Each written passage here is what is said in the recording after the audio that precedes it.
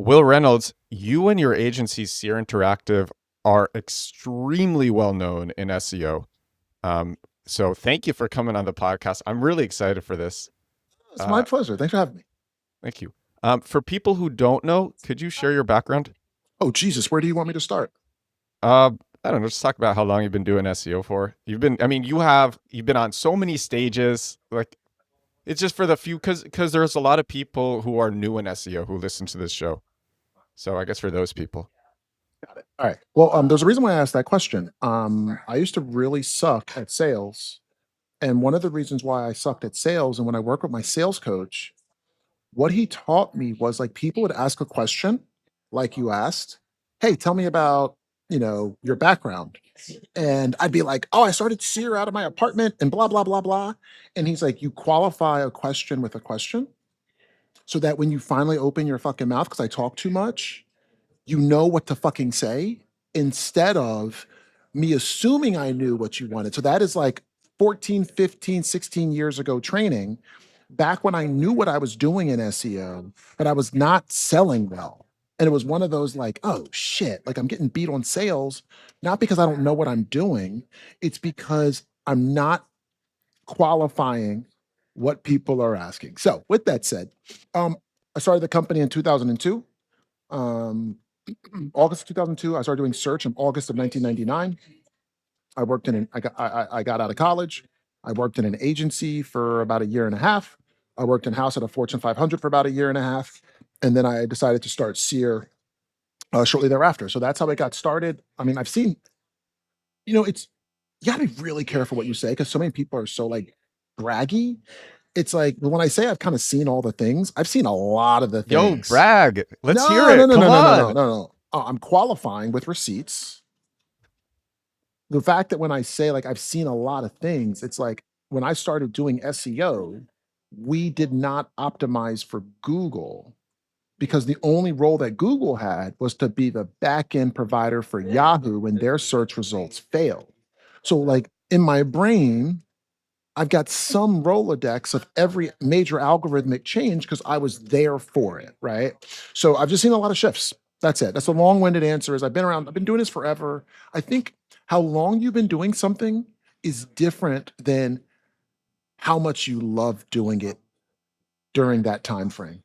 And I think the real thing for me is that I have woken up loving what I do since August of fucking 1999 in terms of the work.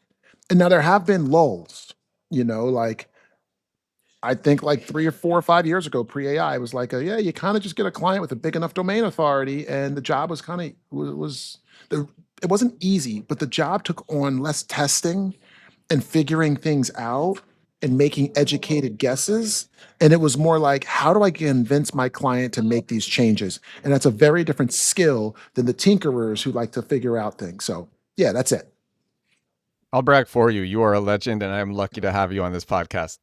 I'm like, I'm so happy. You know what I think you do is you earn your status every fucking day. It's another thing that I Oh love yeah. about this industry is doing something for 25 years.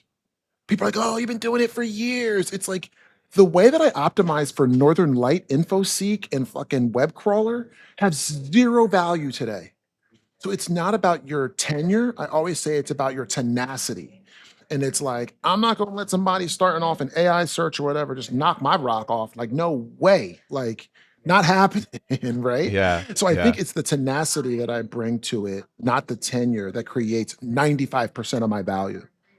This method of marketing is so effective, I had to make sure it wasn't against Google's rules before I kept doing it. It's a form of SEO I call compact keywords. Whereas most SEO focuses on putting up articles to answer questions how, what, when, compact keywords focuses on putting up dozens of pages that sell to searchers who are actually looking to buy. These pages rank on Google and convert so much better than normal that when I discovered this years ago, I couldn't believe this was allowed. It's less work too. The average compact keywords page is only 415 words. Compact Keywords is a 13-hour deep course on getting sales with SEO. A customer recently said, each lesson is dense with information. You're giving years worth of experience boiled down into 15 to 30-minute lessons with no filler or fluff. I feel like I'm gaining a new superpower. Compact Keywords is about setting up an SEO funnel that brings you sales for years and years and years. It works with AI, it's less work than traditional SEO, and it makes way more money. You can get it now at compactkeywords.com. Back to the podcast. What's something happening in search engine optimization right now that most people are completely underestimating? Talking to human beings. Too many of us want tools. We don't watch real people do search. We don't watch real people put in prompts. And we sit behind these tools with our bots and our automations, and we're automating things that have no, it's like you create workflows that automate things that are not grounded in the real world. It's like, if you saw a bird, I just read this last night in a book I was reading, but it's like if you saw a bird and you're like, oh, if I just tape a bunch of feathers to my arms and do this, I'm gonna fly. And it's like, no, like it's deeper than that, right? I think we have to go a little bit deeper than just like put this prompt in and track this and track that. So that's probably the thing I think most folks are probably missing right now. It's crazy. I'm funding this new company, and we wasted like 3 weeks trying to vibe code a visual editor for our site when we could have just been using WordPress. Oh, Jesus Christ. Yeah, I think that's a different thing. But I will tell you, It is different from talking to humans, but but no, I'll tell you, like the amount of things that you kind of like start vibe coding and think you're fucking cute, and then somebody in your team taps your shoulder and is like, "There's a tool that does that." yeah. But you know what I also believe, honestly, that pain is part of the journey. You know how like for some things you have to go through the pain of, and you got to remember the sting enough to not go back to. And I feel like wasting your fucking weekend vibe coding something, thinking you're hot shit, and having somebody come in on Monday and be like, yo, you could have gotten this tool for $6.99 a month that does 80% of what you just built. And you're like, okay, next time Yeah. I'm going to go look for a solution before I build something. Ding, ding, ding. Check. Yeah. Yeah, and even what we made after 3 weeks was clunkier and worse than WordPress, like to a dramatic degree. And it was a major lesson. Talking to humans, I also really believe that. I'm one of these people, a lot of people disagree with me. I like doing keyword research. I like talking to searchers. I like talking to users. I like talking to people. Why do you think that, what sort of outcomes do you get when you actually go and talk to people? Like, why does that actually improve your results? I think it gives you places to look no one else is looking at. So the thing I always loved about keyword research was less about like, what's the MSV? And it's more like, what's in this person's head that made them add these words? And then how well does Google understand that intent? Why do they change the results the way they changed them? What do they understand about what the right answer is for this person, right?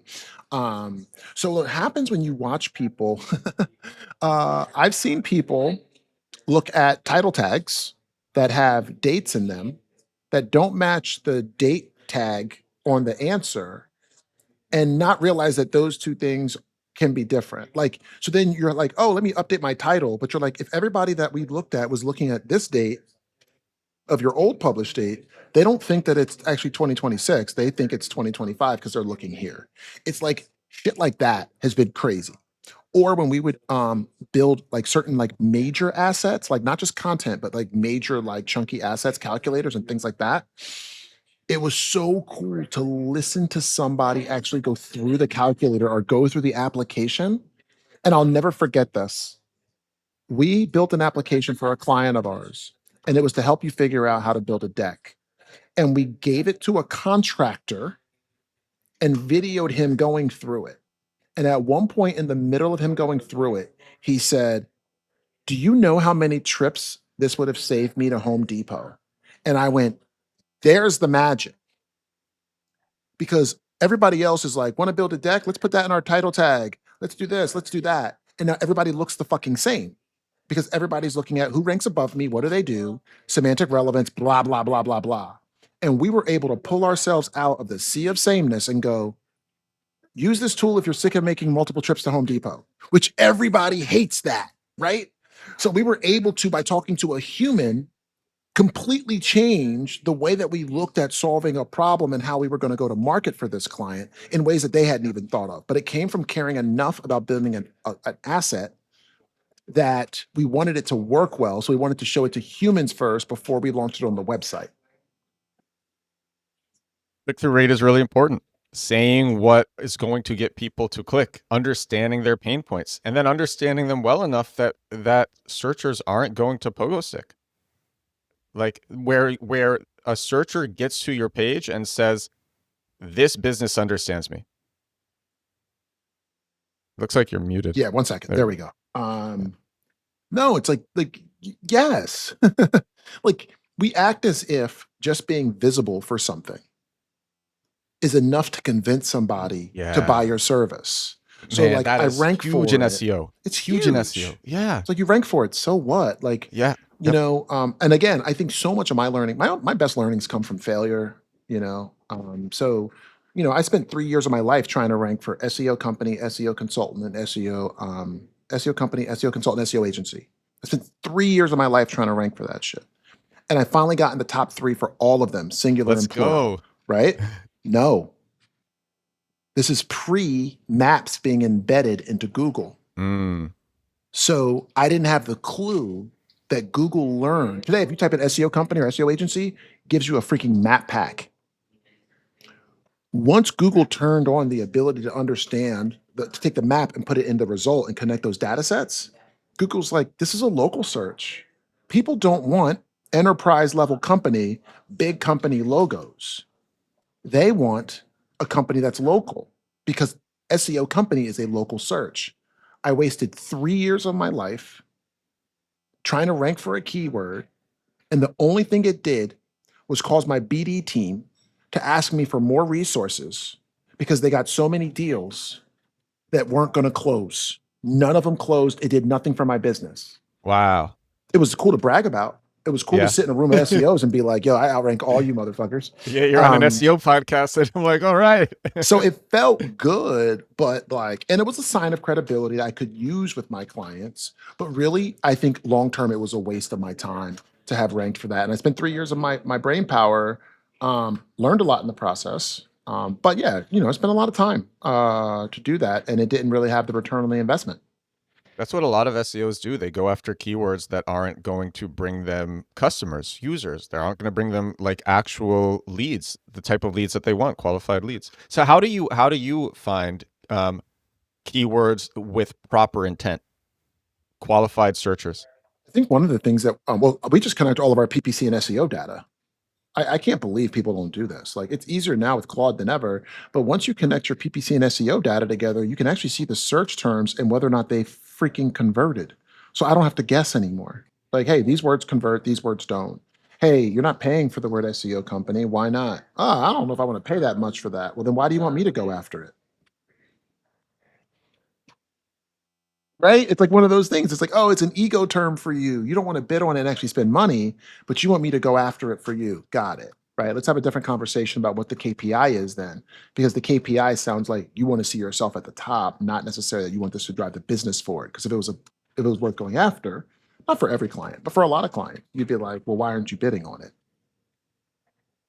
And then you find a good keyword. You find a search term that you think has qualified searchers, good intent, and what type of content do you make for that? First, you got to show it to your client and be like, do you think we? So before you even make the content, I like to look at the search result. Do we see any of our competitors there? Which ones do we see? What has Google learned? What does the suggestions look like? What does the related searches at the bottom look like? I want to take all that understanding from Google, harvest it, and ask myself, should I even be there? And I think that's the first question people should really ask is, should I even be there? And something I've been showing a lot on stage is how people are building listicles right now to rank well in AI. And I like to pull the Reddit threads that rank for the core keyword. And then once you pull all the Reddit threads, you just have Claude go through and tally up what brands have been mentioned the most. And then you turn around and show people that the company that built the listicle and put themselves at the top is mentioned by 0 humans in across 30 Reddit threads as a proper solution. So if you think about it, right, I think what Reddit gives us is the ability to also say, wait, No humans are mentioning your brand at all as a solution to this problem across 30 Reddit threads. Are you really sure we should make a piece of content that not only lists us, but then also lists us as the number one solution? Do you think we're going to turn around and get really high visibility? But then do you think any of those people are going to have any believability that we can actually solve their problem? I don't think so. So yeah, even before you make the content, I like to think like, should we even be there before we get into this fight? What do you think of the listicle tactic? Oh, It's I hate still, it. it's yeah, yeah. Listicles are for people that don't know how to do marketing. That's okay. Like there's no strategy there. It's a loophole. I stole this from Lily Ray. It's like a lot I of was gonna say us, she was on the podcast a few weeks ago. She'd be so happy hearing this. well, like a lot of us are loopholeists, not strategists. You find a loophole and you do it. Cool. When somebody else finds the same loophole, you're on whack-a-mole, right? I think the least disruptable skill in marketing is understanding why people buy. Now go and ask people, what's the last book you read? Or tell me the books you've read around like buyer psychology. And people are like, oh no, but I read this new thing from Yeah. Chris Long about blah, blah, blah. And I'm like, all we're doing is laddering up to why people buy. And that's another great, to me, in an AI world where where the machine knows how to do an SEO audit, right? The machine knows how to find the negative matches in your paid account or whatever.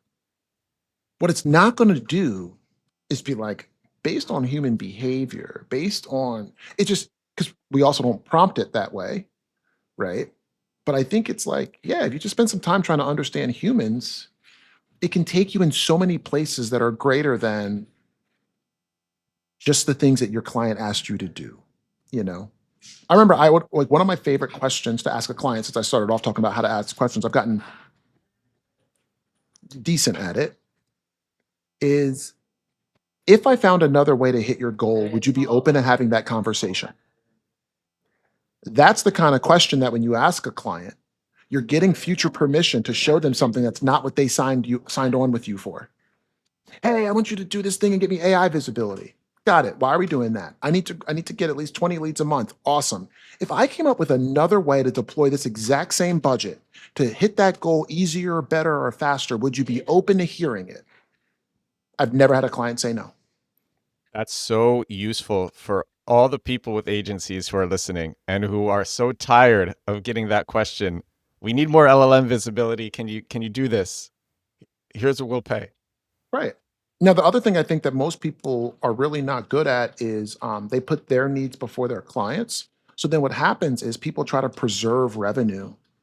And I think the minute that you try to preserve revenue for yourself, you have forfeited your ability to be a true consultant. Because what I've had to do at times after asking that question is you have a client tell you something or like you see something and you're like, I think you should go and buy ads. I think it's a better use of your time. Well, oh, do you manage that? Nah, we don't manage that. What will? It's like, yeah, we'll be here when you need these things. But like, I think what you need right now is this. So go ahead and divert 80% of your budget to that, and we're just going to take a step down. Agencies suck at that. And then you lose trust. And then once you lose trust, you lose referrals. And once you lose referrals, you got to pay for paid ads and do listicles to get your business to grow. Do listicles.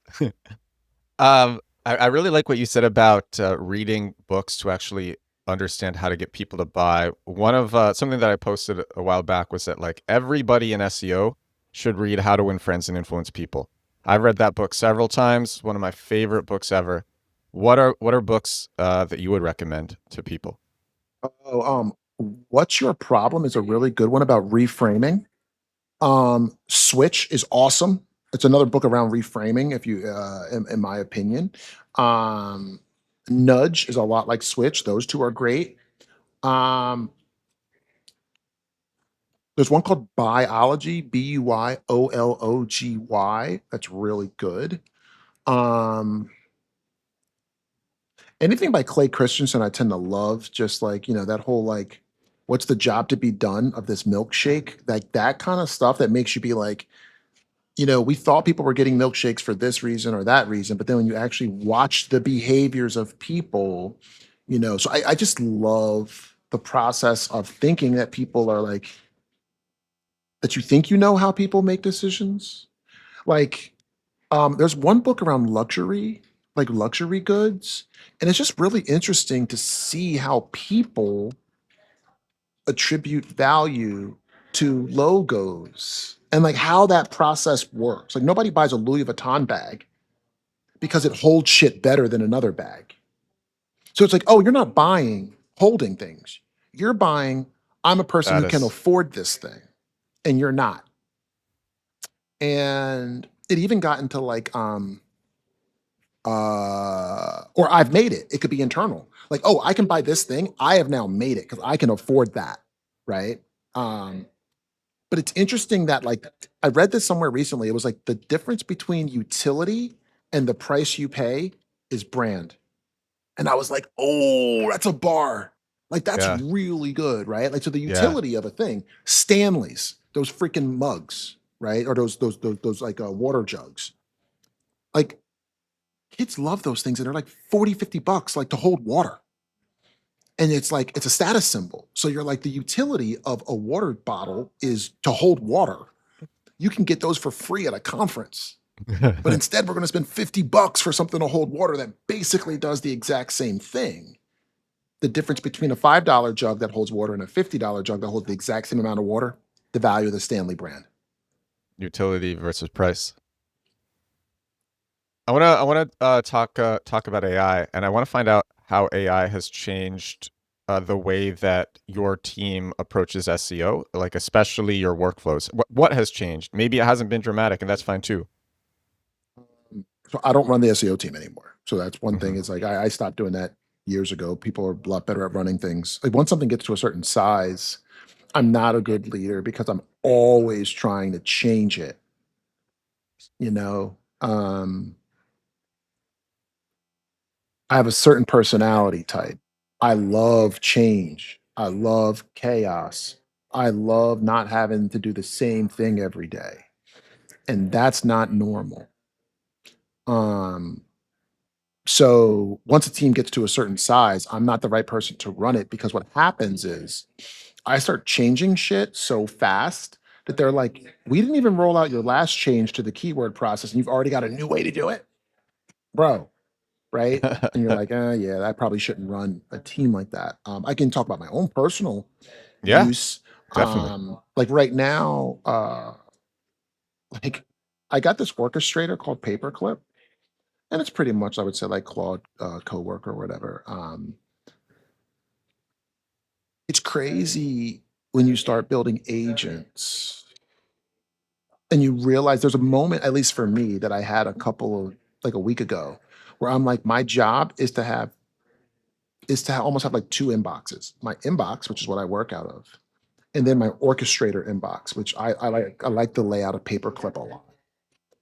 And anytime I've got to open a new tab, oh, let me update my timer so I can track my time. No, that's now in my agent. So I'll just tell my agent, build a bot that I can change my time with. And then I'll be like, I should go download this transcript for this sales call. And then once I download the transcript, then I'll go into like my readwise where I have all my highlights from all the books that I've read. And then I'm like, all right, now help me to think about this. And then I go, all right, now I go to copy all, paste all that into Claude. And I'm like, help me build out something like a script so I can record a video in Loom for this client or whatever. Right. I'm like, no, I shouldn't have to do that anymore. I shouldn't have to open up a bunch of tabs and copy and paste shit. So what I'm doing is I'm starting to stop that. And then I just spend all my time building out an agent. And then once the agent's built, I'm like, well, now you know how to go through all my transcripts, pull out the things that I care about, run it against all of the things that I've read using that MCP, extract all the things that I've read, come back to me with 3 or 4 things that might apply to this client's current situation, and then give me a script that I can now read through when I'm recording my Loom that sounds like me. Like I built that this morning. Oh man. I've already run it on 3 clients. The scripts are ready. Now I'm just going to click Loom and start recording, right? Before that would have been copy paste, open this, open that, go into Pipedrive, go into your CRM. What deals are sitting in the late stage of the pipeline? What deals have come in? It's like, nah, dude, like I'm over that. So like that's an example of like I just sit across an orchestrator, and anytime I need to go outside of my inbox, my mind now instantly triggers into like Nope. You should be able to have your agent build, you have one agent build your next agent that goes and does all the things so you don't have to go outside of this inbox anymore. You have one agent that's building your next agent. Yes. Yeah. Yeah, of course, you have an agent builder because there's a Yeah. certain way you build an agent. Well, you need to codify that, which my team has done in a skill. So now it automatically picks it up and it's like, oh, this is how we build agents at Seer. So you want to have this, you want to have this, you want to have that, you want to have this. Great. Thank you. Right. We also have an MCP custom that we built. And I'm really starting to believe like that's an unlock. Like I can right now, I could by the end of this call literally have this agent built. And I would say, go across all my clients that had a phone call today with the team, look at the transcript, see how we talked about their results, and then go into BigQuery and tell me if the way we talked about the results matches the actual results of the client instantly. Then I say, go into the project management tool, tell me all the different to-dos that we have coming up, and tell me why those to-dos are the right thing to do relative to the client's problem.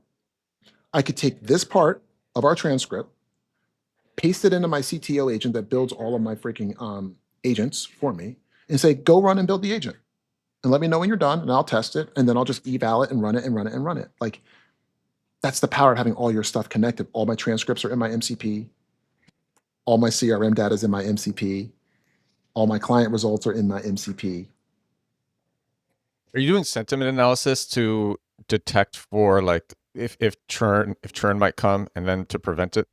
Yeah, we did that like months ago. Like, Mm-hmm.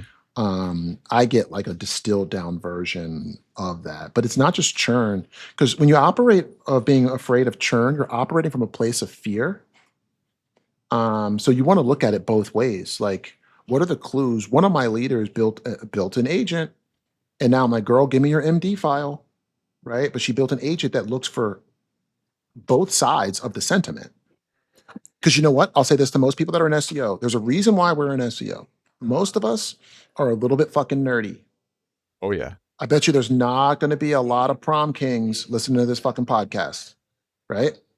So we're not the kind of people to just go up to people and sell shit. We don't like that. The problem is there's a lot of opportunities to really help your client and upsell, but the people that are on the day-to-day calls are afraid to ask for money. I still am, right? Like I've never been good at that. Like I hate doing it. dude, I've pitched clients on deals for 100 grand and then had one of my salespeople be like, nah, triple that. And you're like, really? We're worth that much? They're like, no, Will, Yeah. like you're going to work on this client's project. Like you don't understand your own value. And I'm like, I'm just excited to get something I can work on that's going to be fun because Yeah. I don't think that way. But that's a I net, just want to do this work. right? I just want to do this work. So that's a net negative to my company, right? So like that's an example of the way that I think about that. Do you have any? I want to talk about influencing LLMs. So for the people who it does make sense to do it for, do you have any favorite tactics for influencing large language models? Yeah, it's called transparency. So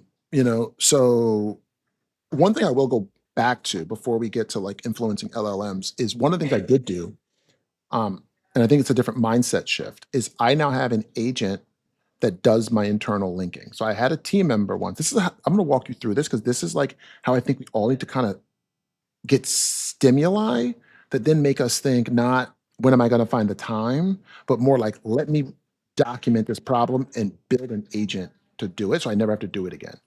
So I think a lot of us are like so heads down and hustly and like, oh, I got all this work that when something comes right by your path, that's like you should build an agent and you'll never have to do it again. You're so, oh, I gotta, that you don't even see the thing go right by your fucking face, right?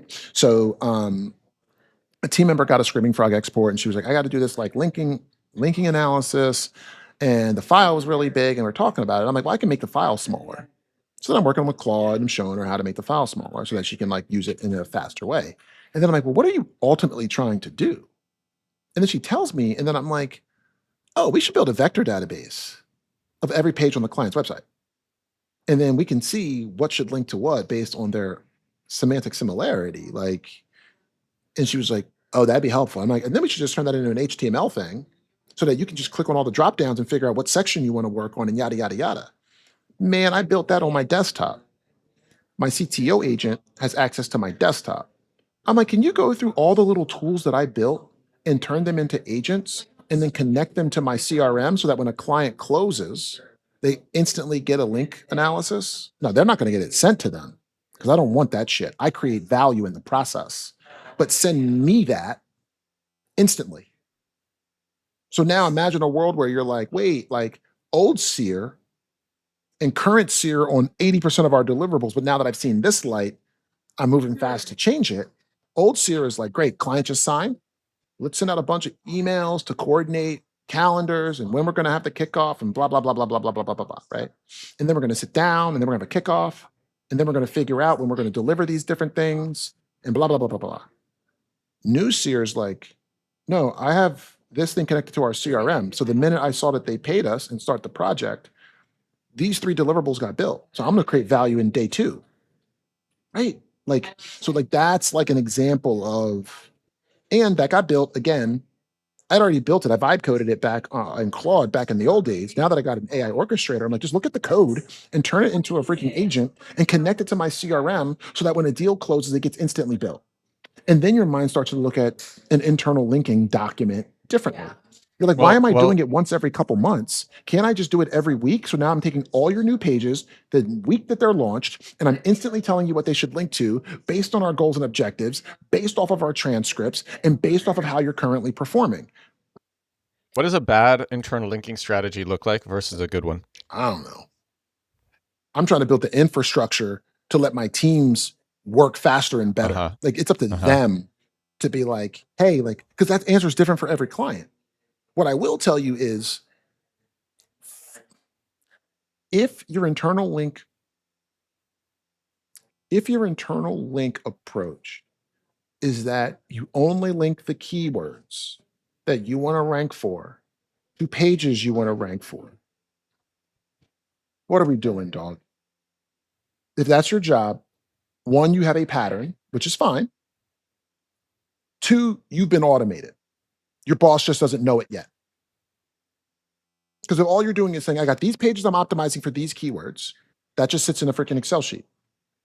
So why don't you just connect the Excel sheet to the agent and be like, go find all the pages that I should link to from this? You're not adding any value. So your job is over. You just don't know it yet. And your boss doesn't know it yet, which means your whole agency is fucked. Because you're out here doing low quality, basic shit, charging clients hours and hours. And somebody else is like, oh, when the client signed the contract, my CRM automatically built it for me. And I had their first internal linking things to do 10 days before the kickoff, which meant we went into the kickoff with results. What does it look like when you get a new client? What does that process look like? No, I don't run the business. Like Crystal's my co-CEO. She runs the business. The things I will say that I have done is I think it's more important to celebrate when you get a renewal than when you get a client. Because getting a client is based on hope. They hope that you can do what you said you could do. Renewal means you did it. 100%. I have this SEO course that I sell, the thing on my shirt, Compact Keywords. It's so much more exciting when I get somebody saying, like, my business is making money. Like, I'm ranking, my business is making money. Like, I can't believe how much money I wasted on agencies that did nothing for me. And like, I can't believe this. That is so much more exciting than just selling to more people. It feels so much better. Every time I get those emails, I have the biggest smile on my face opening it up. Yeah, no, like, it was just an SEO week and there were some people there. My mom passed away back in November. So like, sorry to hear that. Thank you. And we all got to go sometime, right? Dude, my parents are getting older. It's something that scares me a lot. Yeah, like I wrote a blog post about was I the son I should have been, like, to my mom after she passed away, because it's my mental process on how I judged myself after she passed away. So like I can share that with you if you haven't read it. I think it helps people to. I can leave it in the description for this episode. I've had people in my own company come up to me and be like, I spend more time with my parents because you wrote that shit. Like that's meaningful, you know. That's that human shit, right? Like, you know, but you know, when I was at SEO week and I was only there for like like a little bit more than like half a day, there were certain people that came up to me and you could really feel like, and I was like super like down because you know I walked by this hotel that I once taken my mom to, so I didn't even know we were close to that hotel on Fifth Ave. And one day I took her up to like go see a Broadway show, and I was like, Mom, we're going to stay in this like great hotel and all this. So I walked by it randomly, and I'm like, oh shit! Like so it brought back the feels. And one of my things I've struggled with is like I didn't realize how much of my motivation to be great at my job came from like making my mom proud until she wasn't here, and I was like, damn, now there's this fucking Wow. void. Now there's this void that I didn't know was gonna come. And now I'm trying to deal with that void. And I was thinking about that literally that morning. Then I walked by this thing, this hotel that I put my mom up in once when we went up to New York. And then I had like a real outpouring from people at like SEO week for some reason where people just said the kindest fucking shit to me. And on like the impact that like me putting myself out there has had for them. And I was like, none of them knew. Like, cause I'm not like sad about like what happened with my mom. Like I'm like, everybody's got to pass away. She lived a great life, long life, and I made her proud. So like this is part of the agreement. None of us get all out of here alive, right? So there was nothing about the way that I was walking through the venue where people felt like I was like, oh, is he down or is he this or that? Like, no, I just was in my mind trying to figure shit out. And people came up and just said the kindest fucking shit. And it was like really fucking cool about like how they've watched videos I've been putting out there for years. Cause you know, my videos get like no views and shit on YouTube. I haven't figured out how to grow on YouTube. So, you know, you put a video out, it gets 85 views. You're like, nobody gives a shit. Right. And to have people come up and like be like, yo, this thing, you're like, I literally felt that nobody gave a shit. So yeah, that was like really cool. The SEO week thing was like really, really, really Yeah. cool. When you hear from people who've you've helped, it's the most amazing thing. It is. And I think most people have no idea. Well, if you write shitty content, you're helping fucking zero people, Yeah. right? So if you went to Claude and said, write me an article on this, don't ever get it motherfucking twisted. You have helped fucking no one. But when you take your ideas and your thoughts and you sit with them, and you might use Claude to challenge you, or you might use Claude to refine your writing style, but when you're putting original, hard thoughts out there, you'd be surprised that you don't even know the number of people you're helping, and you almost have to like just sit with like the somewhere out there today. You know, I think we look at views and numbers as like, oh, wait, this thing got 85 views, and it's like that's 85 people who chose to watch this thing that you do not know whether or not it helped them, but there's a good chance that it might have. Otherwise, it's It's hard to produce really content crazy. waiting for numbers to come back because you just like literally Mhm. feel like nobody gives a shit sometimes. Well, you have to do it for yourself. You got to do That's it because you it. enjoy it. That's Yeah. it. You got to be like, Yeah. that's, I think, you know, one of the things that has made me, I think, decent at my gig is I went to school to be a teacher. So for me, getting on stage, it was funny. Getting on stage for everybody else was business development. And for me, I was like, I get to teach people what I do and they want to hear it. Yeah. Right. So what do you mean you don't give them everything? Like hold some back so then they call you. I'm like, the fuck are you talking about? Like this was early in Seer. When I was first building a business, I would tell people I don't do BD. And they'd be like, you speak at these conferences. And I'm like, that's not BD, that's It's education. fun. That's fun. And they looked at me like I was a freaking liar. They were like, no, you do BD because I was saying it and it was interesting because I was naive. I started the business when I was 25. So I would tell people like I don't do BD. And they're like, yes, you do. And I'm like, no, I don't. And they're like, you speak at conferences, jerk off. And you're like, yeah, but that's not BD. That's me helping people to like learn how to do this stuff themselves. And they're like, this guy's full of shit. Well, I wanna ask you. You've been in SEO for so long. What have your biggest epiphanies been in the industry? Ooh. Um, you know, it's interesting. Like all the penalties that have come along over the years, I all knew that they were coming. I got a pretty good spidey sense on just like if this is the way I don't think enough SEOs risk mitigate well. So sometimes you got to look at the thing that works and be like, but this is so easy that if this is how everybody gets their rankings in the future, there's got to come a time at which they figure out a way to not not reward this, right? Um, I think one of the biggest ones was when not provided happened. And all of us were freaking out that we no longer had keyword level data. And I got my AdWords cert at the same time. And that's when I was like, wait a second, guys. I'm watching an entire industry pissed off at Google, don't be evil, whatever. People love all that crap, none of which is a solution to anything. And I was like, wait, paid search gets all the search terms and the conversions. So why don't we just use that? It's like one of those like, hey guys, like over here. So for me, it's like stuff like that. It's like all the times that we have like had clients that believed us enough to let us go and talk to real humans because it costs money to do that and to extract those insights. Like those have always been my like, how are more people not doing this? But I understand that there's different SEO agencies and whatnot for different types of people and different types of problems that they're trying to solve. Right. So I don't get too judgy about it. But I also don't want people to think that they're building listicles and calling themselves marketers. The same person who spams you on your phone, if you go to their LinkedIn, they're like, I'm an SMS marketer. No, you're a spammer. I didn't want none of that shit. Right. So that's how they see themselves. And then you got to say, oh, how many of us see ourselves as some like, I'm a search marketing professional?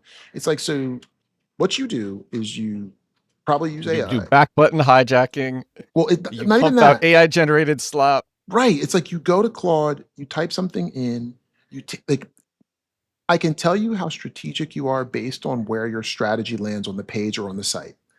So, oh, we made a subdomain for all our SEO pages. Oh, so you relegated me to the kitty table. Oh, you know where your section is? This hidden div that we have because we don't want anybody to see what you wrote because what you write is shit. But we need to do it, unfortunately. So we're going to give you this area. So it's like, I want to start to play in areas where my work is visible, not places where my work is swept under the rug and completely hidden. What are some of the most creative marketing moves you or your agency have done that you're really proud of? Man, my favorite one, I'm glad you asked, is we had a client that was in the sex toy space, right? Let's And go. and we took on Dr. Sandor Gardos. And what we loved about him is he was on like Dr. Oz and Oprah and shit. And he was like, this guy really cared about like sexual health. It wasn't like some dude just selling dildos at a high margin, right? So it's like this guy was like he like really cared. Like he would like after like the Iraq war, like he worked with like soldiers who lost their limbs because when you're trying to be intimate with your spouse, when you left, you had 2 legs and 2 arms, and now you may have 1 arm missing. You might have a knee, like below the Yeah. knee missing. He's like, that messes Yeah. with people's confidence in the bedroom. And he was like really about like sexual health in a real way. So I'm like, if I can help anybody sell dildos, it's gonna be this guy. Yeah. Right. Yeah. And one of the coolest things we did, and dude, this was like, oh man, this had to be like 2009 and shit, right? Wow. We came up with the whole concept for Sex Toy Day. And me and Adam Nelson, like OG Seer guy, he left a couple of years ago, but we worked together for like 13 years. We pitched him this idea. We're like, dude, let's take like 100, 200 like free sex toys and let's make Sex Toy Day. And be like, people should not like this isn't something that people should be like afraid of or afraid to talk about or whatever, right? Sure enough, we built Sex Toy Day. Some fucking SEO people. He ended up on the news. So I'm boarding a flight the day it launched, coming from Vegas home, right? I'm getting messages that the sextoyday.com is down. Don't go there now because like the whole site's been like, the domain went away and somebody took it and like, I don't know what they're doing with it, right? But you Yeah. probably won't like what you see. But it was a thing about positivity around sex toys, helping people to like figure out how like it's a thing of positivity. Yeah. So I'm getting on a plane and I find out the website's going down and all this shit. We ended up on like 15 or 20 radio stations. We ended up on like TV and the New York Times covered us and linked to us. Oh, wow. It went crazy. And the client ended up ranking, it's funny, the link from the New York Times with anchor text did Oh, nothing for wow. our rankings, which at the What? time, right, our rankings did not move at all. And like that was an interesting thing. Another thing, Why do like, you think that was? I don't fucking know. That's like me trying to figure out Google. Like, I don't know. What I know is we were all thinking at the time, like, if I got an anchor text link from the New York fucking Times, it's like a real sex toy day is a real thing. It's corroborated by all these radio shows, and it was huge. I'm like, this has got to work. And we just sat back and it was interesting. We waited day one, day two. Then you're like, let me make sure this page got indexed. Oh, it's indexed. Cool. Like the anchor text isn't no followed, right? No, it's followed. And this, and that, nothing, nothing. But we did end up getting that client over the long term. I think we got them in like the top 3 or 4. I've always loved working in places that are dominated by black hat tactics, but it's so much more of a challenge to find a way to do it in a way that like you can stand on it. Yeah. We even had a client who was in the payday loan space for a while, and like we found ways to get them into the top by doing like real fucking marketing that was geared towards helping search. And then, man, they couldn't help themselves. They had to turn it into some aggressive black hat shit, and we lost And all they of our ruined it. stuff, and they ruined it. Mm. But one of the things that I learned, and I can't really talk about this, well, it's so long ago. I mean, it must have been 12, 13 years ago. I have a pretty good confirmation that that result was hand edited. Mm. Like before the algorithm was good enough, that top 10 was hand It edited happens. for that. But back then, like, I was like, oh my God, like, wait, Google can hand edit like a result page. And it's like, well, if we think there's a bunch of spam, or we think there's not just spam, if we think that it could hurt people, like we got to have like an emergency valve, and they don't like to use it. But that was an interesting thing too. That's a crazy story. How did you do awareness for Sex Toy Day? How do you actually get people to find out about it? We that was the thing I love about the way that I tried to build this company's SEO division is I didn't hire a bunch of freaking JavaScript junkies. I hired people that could think, how might I make this something that a journalist would want to cover, right? And luckily, when you're around a bunch of people that think that way, you end up doing stuff that creates enough high quality and value that you feel like you can reach out to somebody that's a journalist and legitimately be like, yo, this is what I think. This is what I this is what I that. This is like something that needs to be talked about. Here's Dr. Sandor Gardos. Like he's a good guy. Like this is the kind of stuff he does. And he did his part because he was in magazines, he was in places that then we could use as social proof that this guy was a legit dude. So like, it's like most things, it's the combination of multiple people coming together to do something dope, and it happened to work out. It was really cool. I think white hat SEO is underrated. No. I think you can use whatever kind of hat of SEO you want to do. I just choose to take the harder path and get results that are resilient. Like I don't want to play whack-a-mole. Like I don't Well, want that's to the thing. be one That's step ahead, that. one step ahead, one step ahead. And if you ever burn a client's brand, like I work with some pretty big brands too. Yeah. Like, you know, you can't burn their brand. You can't. You can't burn their brand on like some like I want to rank higher for this keyword thing. And now their brand is out there like that. Like that's not good. What was it? It was I think it was either like J.C. Penney or Macy's, and it was exposed because their agency was like buying tons. This was like way back in the day. Their agency was like buying tons of links, and then they got a manual penalty. It was JC Penney. Yeah. It was. Yeah, you can't have that happen to one of your clients. Mm-mm. You can't. You can't. And the thing is, like, if you are not doing the churn and burn thing, Mhm. it's just way easier to get results when you build up a brand to a huge degree. Well, yeah. When you let a brand compound, when you let top of mind awareness compound, when you let authority compound, when you start to develop a strong reputation, then you can get more clicks because people see your name in the SERPs and they recognize you and they give more patience to your content. Yeah, it's the best. 100%. So wait, for LLMs, are there any tactics that you've seen? And I know that you're not heading up the SEO team, but are there any tactics that you've seen where you're like, oh my gosh, like what is going on here? Yeah, no. The thing is, I help to run a lot of our experiments. So I was surprised that in 36 hours we were able to change something that ChatGPT said about us. That was a surprise. It's interesting. I think, God, man, there's value in automation. There's value in agents. There's also value in sitting with a thing and doing it manually. Because what happens is an agent is built to like go right through the thing and get you exactly what you asked for. What we forget is that on the path to getting to where you like, have you ever driven somewhere where you're like, my goal is to get here, but then on the way there you saw something cool and Yeah. Oh stopped on yeah. pulled off on the side of the Oh road? yeah. That's That's why most SEOs. that's why you got to do it manually sometimes, just to keep your like, oh, I didn't see that. I didn't see that. So I do a lot of manual searches for things related to my brand in AI.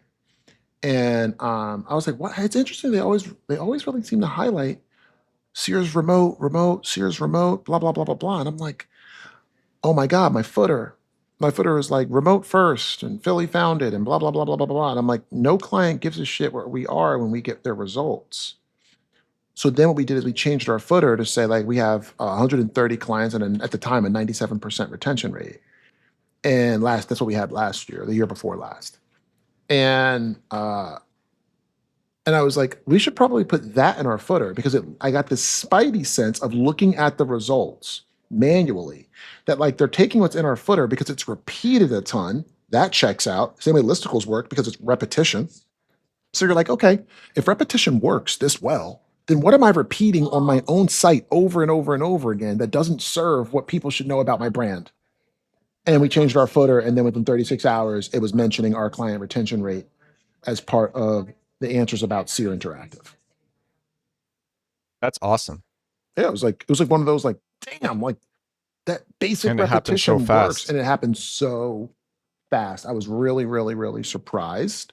Um, I was really surprised by that. So that was one of my earliest experiments that I just was sitting there like scratching my head, like, man, like that's interesting to see. What are some other experiments you've done?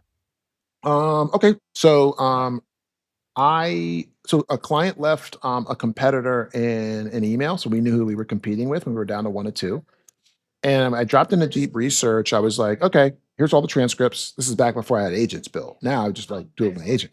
But I dropped in the transcripts and I was like, based on us versus this client, why would this client pick who would they pick? And it was like, the other agency for whatever reason, right? And it was like, okay, well, what do you know about Seer? And they were like, oh, well, you have high turnover, account turnover. And I'm like, do we? I'm like, maybe we do, right? I don't know. I've never really benchmarked that against other people. But what we realized is in an AI world, somebody could have, search is so much different than AI in this regard. Humans run out of gas of doing research. AI doesn't.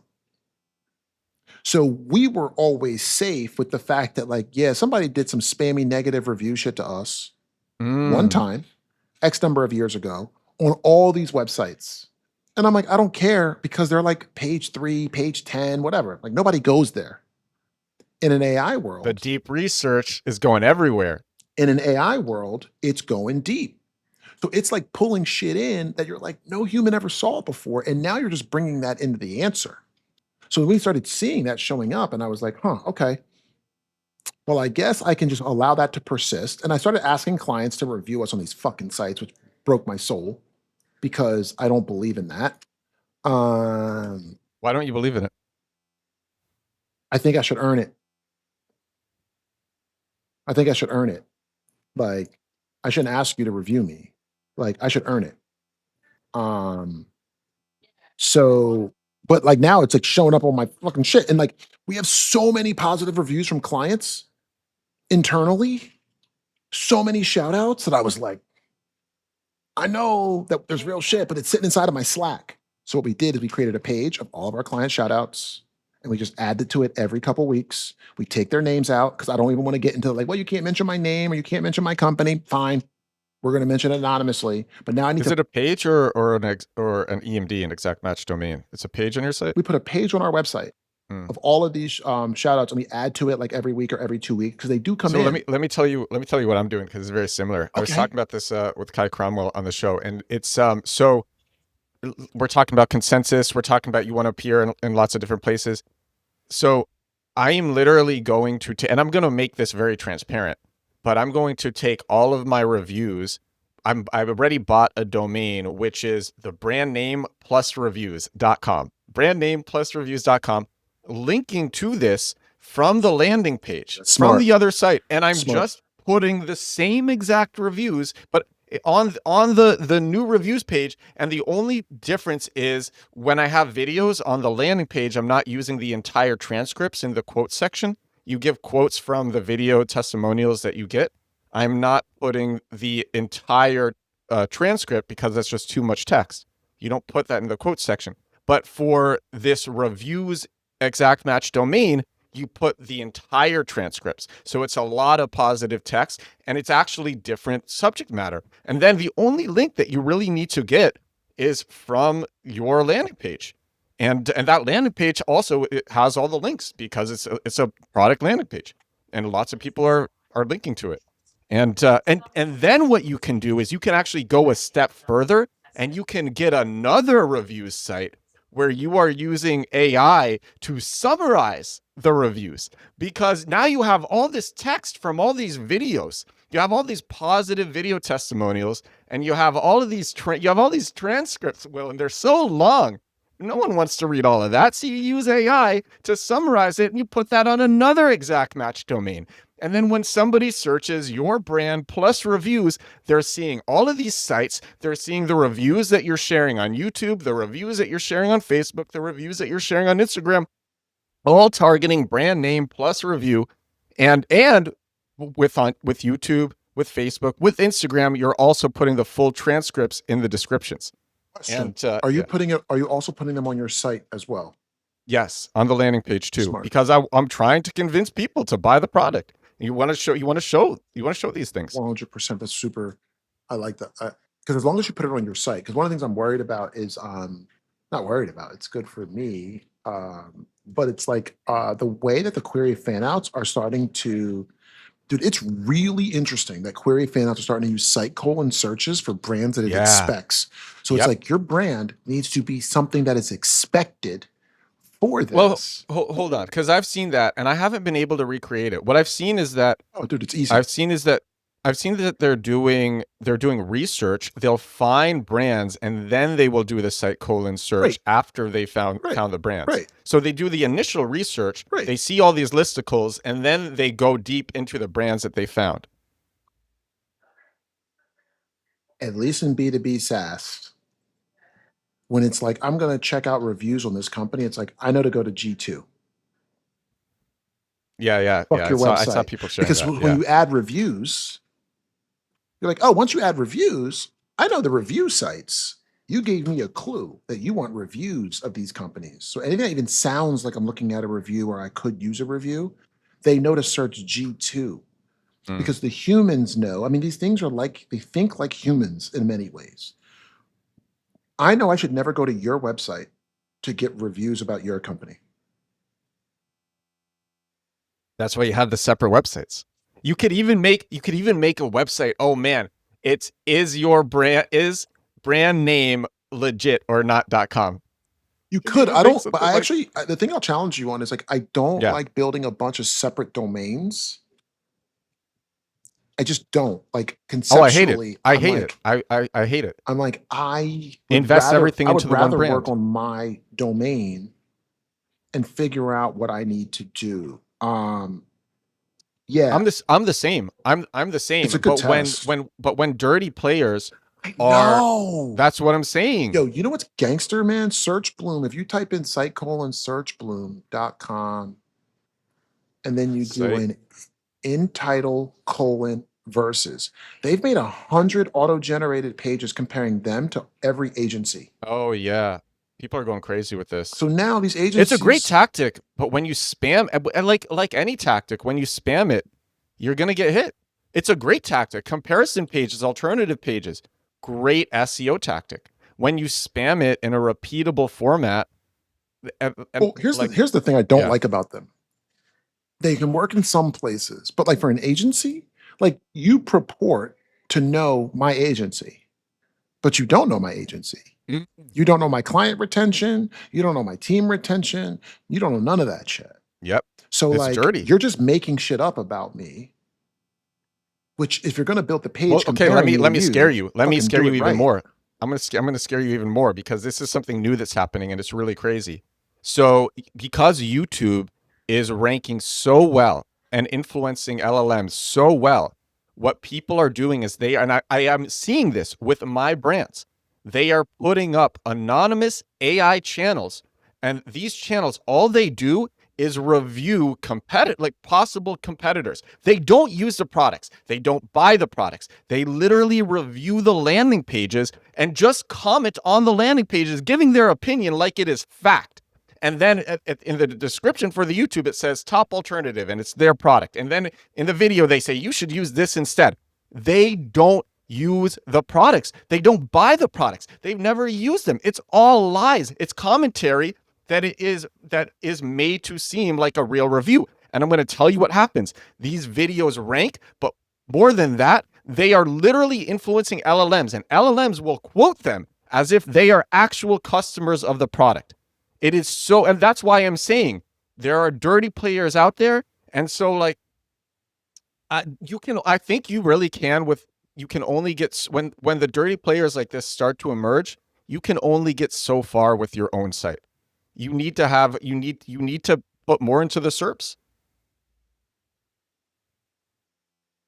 Yeah, man. Like, no, I am 100% a believer in this is why I don't even like to say white hat, black hat shit. It's just more like it's like, oh my gosh, the coolest thing is like, can I beat this low quality shit by actually using my brain and not taking the easy route? Like, is there a way that I can win against this? That was like us. That's what I loved about working in the sex toy space because it was so spammy. You know, sex toys, Dish Network, payday loans. I liked once in a while stretching my freaking skill set to be like, well, you say all this, but like, let's go get some street cred. Can you actually in some of the most spammy freaking industries beat people if you get the right client who's willing to let you do the right things? And to have one in rankings ages ago in sex toys and Yeah. payday Yeah. loans and like Dish Network lead gen, I'll Yeah. take it. That's legit. What is something that you believed about SEO 10 years ago that you've completely changed your mind on? Maybe there's not much.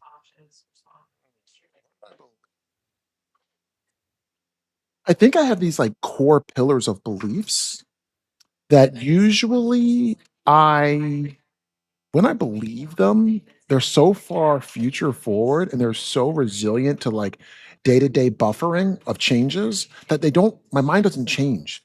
Like it's like one of those things where I'm like, I had one thing I'll give you, but like usually when it comes to like SEO, I'm like, man, at some point we got to do real marketing, right, guys? Like Yep. I'm not changing my mind on that. And so much of my Yep. North Star has been like, I want to do some real marketing shit. Like I want to do some How much real. easier is SEO when you do real marketing? How much easier does it become? Well, I think the hardest part is trying to give your client the like patience to be so I'm even working on this now. Like I haven't had time today. No, not I haven't made the time today to do this. But it's like sitting on the tip of my tongue that I'm like, I want to get out this POV around like time horizon because everybody's like quick wins, geo, quick wins, AI optimization. And I'm like, the quickest way to win is listicles.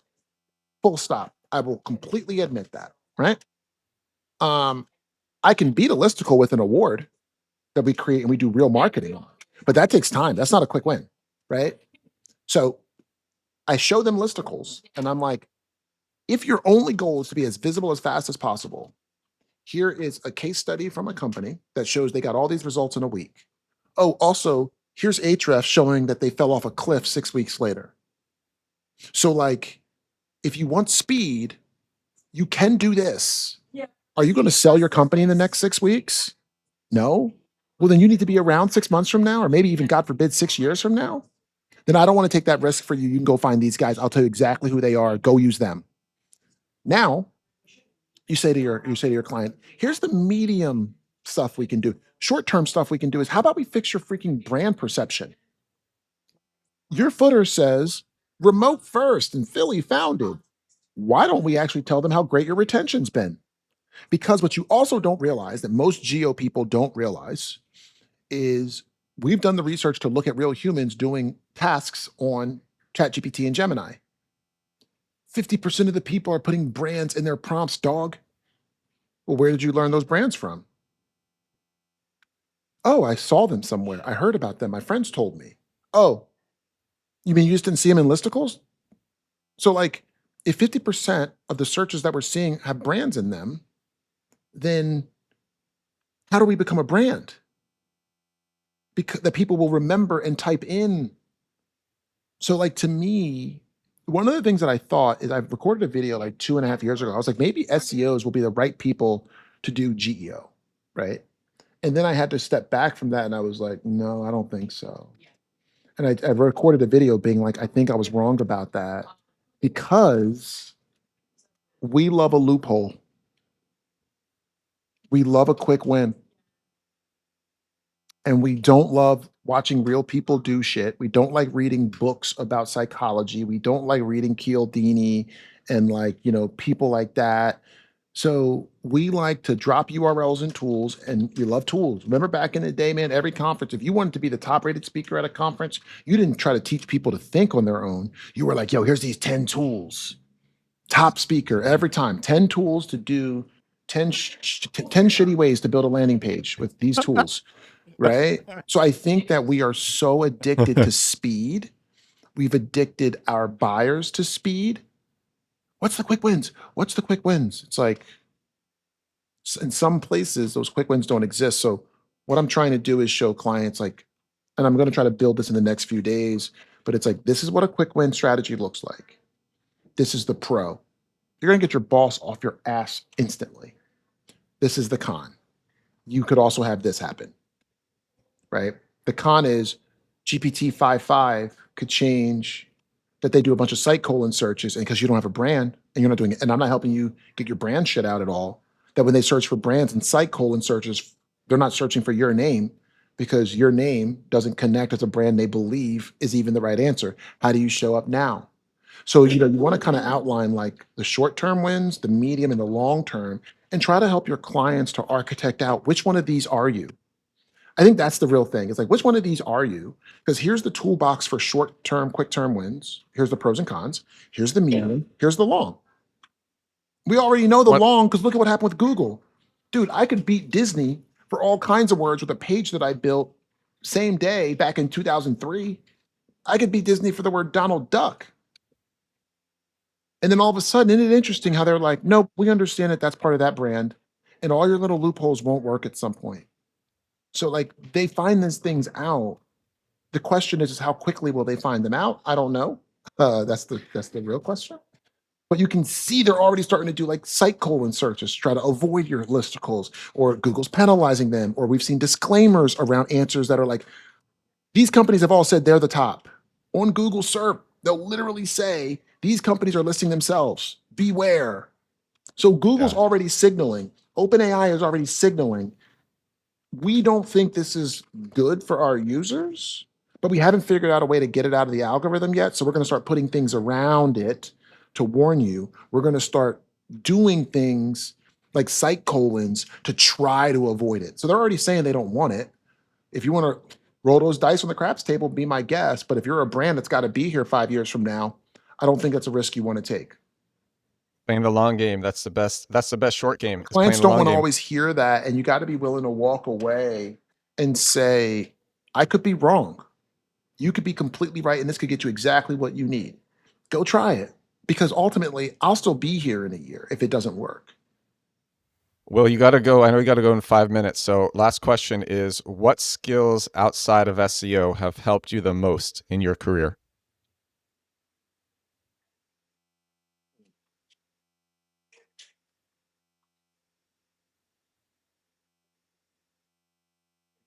Been saying this for a while. It's less of a skill and more of a mentality.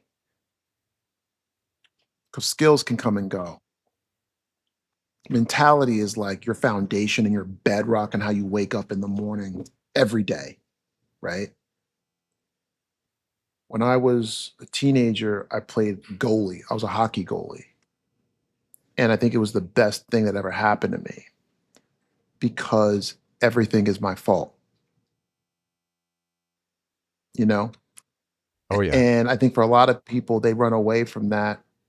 You know, I remember when my company wasn't growing, like in the early days, and like the economy was bad in 2008 and all that. And I would look in the mirror and I would say to myself, like, somebody bought your service today. They just didn't buy it from you. I would say it every fucking week. My numbers look like shit to remind myself that I can't change the economy. I can recognize that somebody got in front of people who bought what I sell. So like being a goalie, I think to me is very like you can't take credit when you stop a puck from going in the net and then somebody shoots the exact same shot one day and it gets by you. It's all it's all your fault. Like anytime the puck goes in the net, you could have stopped it because you stopped it 30 times today. 3 of them got by you. You lost 3-2. You could have stopped the other 3. You didn't, right? And I think it's that ultimate accountability to outcomes and numbers that has kept me from getting it fucking twisted on my journey. So it's less about a skill and more about a mentality that I'm very glad I started cultivating at 14 because I've never been like, "Ooh, Google did this." No. I had a chance to see what they were doing, and I chose this shit. And now my clients got banned. I want to go on fucking Twitter with a bunch of other sad fucking motherfuckers and complain about Google. And everybody says don't be evil, and they like it all, but that don't get my client back in the index, right? That's the puck in the net, right? Did I keep my client in the index and help to grow them in a way that doesn't expose their brand? Yes, great. Like it's your fault that you didn't. Google did this to me. The economy is bad. Fuck that. The economy's not bad. Somebody sold what you sell. You did not get in front of them. You probably watched a lot of motherfucking Netflix. Hey, Will, did you see that show? No, I was too busy trying to pay your salary. Right? So that would be my advice is like take that ultimate accountability and that ultimate ownership of outcomes. I think too many of us love to pass the responsibility for the overall outcome to somebody else, right? So what I mean by that is like, can you imagine a center who wins the face-off and is just like, did my job, won the face-off? No, like skate down the fucking ice and help us to score the goal. Like that's not the job. And I think so often we get it kind of fucked up that we start thinking we did the job by doing the one part that we contribute. And then we're just like, well, I got it to you now. So it's you. So then you got to go score it. And it's like, no, we're a freaking team. Like we should be supporting each other the whole way down the ice. You know what I'm saying? Like if you think about it, like when a penalty is over, the goalie 10 seconds before is slapping his stick on the ground, being like, you guys got 10 seconds to score. The goalie's not like, well, you guys got the puck. I don't score. I'm a goalie. No, how can I stay locked in and help the team win this overall thing? Right. So I just feel like it's the mentality more people need to wake up with, right? Like, oh, this time that we're in is overwhelming and Claude changes something every day. Awesome. Awesome.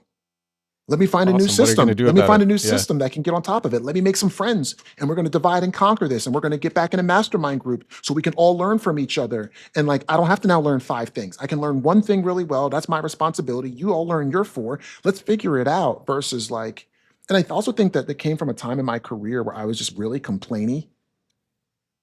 You know, before I started Seer, I was just really complaining about work. And it's really easy to find other people to complain about work to. Oh yeah. And like I didn't realize it because I fell into it my fucking self, you know? And I'm so glad that I had like a slap myself around moment where I was like, damn, look at you, bro. Look at what you've become. Like you act like all this stuff is happening to you. It's not. You can quit. You can do this. You can do that. Nobody's like forcing you to be here. And that's when I decided that's how the company actually got started in large part is I was like, I'm gonna stop hanging out with these 3 people at work.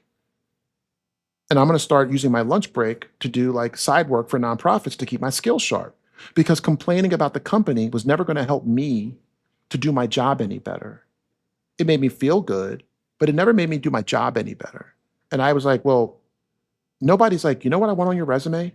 I'm really good at complaining about work to my other coworkers. But if I go and use my lunch break to not complain to them, but instead to find a way to get better at my craft, maybe that would open some doors for me. The door it happened to open was building Seer. Play the long game and take responsibility. Wil Reynolds, thank you again for coming on the show. Thank you for having me on the show. It was really, really, really cool. Thanks for giving me the opportunity and giving me the platform. I appreciate you having me on. I'm going to put all of your links in the description for this episode. If there's any quick places that you want to tell people to follow you on, watch your stuff. No, you know why? I've always said, like, watch speakers do this. You know, it's like, here's my this, here's my that, here's my this. It's like, no, I should do such a great job on stage that you want to go find me, right? Isn't it interesting that search professionals will start off presentations like, here's how to follow me on LinkedIn and Twitter and this and that. And you're like, no, we all do search. If you blow my mind, I know how to find you. Like, Yeah. right? You know, and Yeah. this is another one of those things that we do. It's even my company does this. At the bottom of blog posts, people will be like, and if you need help and you want to work with us, like, here's a link to our contact form. Why would you do that? Think about this. Open in new window. I don't want you to open on my window because you might not come back. And it's like, if the shit that I wrote was that good, you're going to find your way back to it. It's not that like, oh my God, if you click on, right? But think about the default states of so many things we do. So yeah, for me, on my post, I'm always just like, unless somebody's like, I'll help you with it, and they slap some shit at the bottom, but usually like you'll never see that in my posts. And I never am like open a new window on any links that I post, because the job to be done is to blow people's fucking minds and have them Google you and find you, not for you to spend the first 4 minutes of your presentation jamming in all your qualifications. Yeah. Oh man, it's the worst. You kill the hook. Can't do that. Wil, thank you again. Thanks again for having me, Ed. Thank you. This is episode 1031 of The Edwards Show. 1031 days in a row doing this podcast. 0 days missed. No days missed. Damn. 1031 days in a row. Yeah, it's crazy. If you watch us on YouTube, thank you so much for watching. If you listened on Spotify or Apple Podcasts, thank you so much for listening. And I will talk to you again tomorrow. Bye now.